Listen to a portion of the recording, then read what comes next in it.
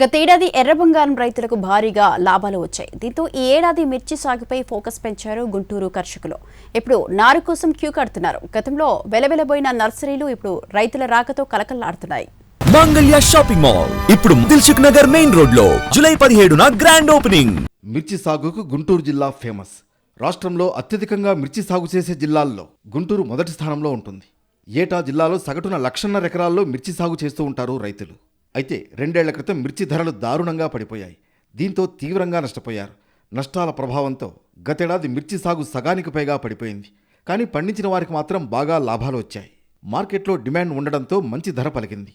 అన్ని రకాలు క్వింటా 20,000కు పైగానే పలికాయి. దీంతో కర్షకులు లాభాలను కళ్ళజూశారు.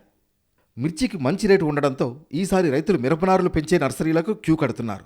ఉమ్మడి గుంటూరు జిల్లా విషయానికొస్తే పల్నాడులోనే 100కు పైగా నర్సరీలున్నాయి. ఇక్కడ మిరపనారు పెంచి రైతులకు అందిస్తూ ఉంటారు. గతేడాది నర్సరీలకు డిమాండ్ లేకుండా పోయింది. కొంతమంది మిరపనారు పెంచినా అమ్ముడు పోకపోవడంతో నష్టపోయారు. అయితే ఈ ఏడాది మాత్రం పరిస్థితి మారింది. రైతులు ముందుగానే నర్సరీలకు వచ్చి మిరపనారు పెంచాలని రిక్వెస్ట్ చేస్తున్నారు. దీంతో నర్సరీలన్నీ నారుతో నిండిపోయాయి. గతేడాది మిరప మొక్క రూపాయికి అమ్మితే ఈ ఏడాది ఎక్కువ రేటు పలుకుతోంది. ప్రస్తుతం నర్సరీల వద్ద మిర్చి రైతులే అధికంగా కనిపిస్తున్నారు. నారు పెంచేందుకు విత్తనాలతో క్యూ కడుతున్నారు.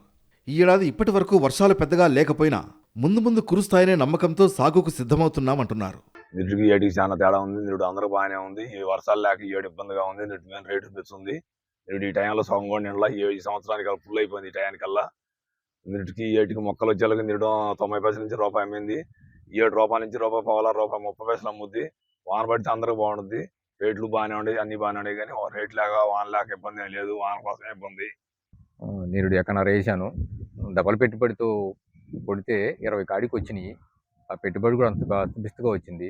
ఈ ఏడు వర్షాభావ పరిస్థితుల వల్ల ఇంకా అసలు వస్తాయో రాదో అనిపిస్తుంది. నెట్ కాడికి వచ్చినాయో నెట్లో ఖాళీ లేదంటున్నారు. మీరు 40 రూపాయలు ట్రైన్ అడితే 60 రూపాయలు అంటున్నారు.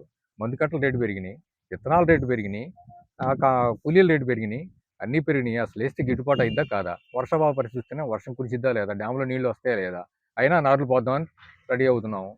అది ఎంతవరకు వస్తాయో అంతవరకు పోతేనే తెలియదు. అది విషయం. గుంటూరు జిల్లాలో ప్రస్తుతం మిర్చి హవా సాగుతోంది. ప్రకృతి కాస్త కరుణించి రైతు పంట పండాలని మనము కోరుకుందాం.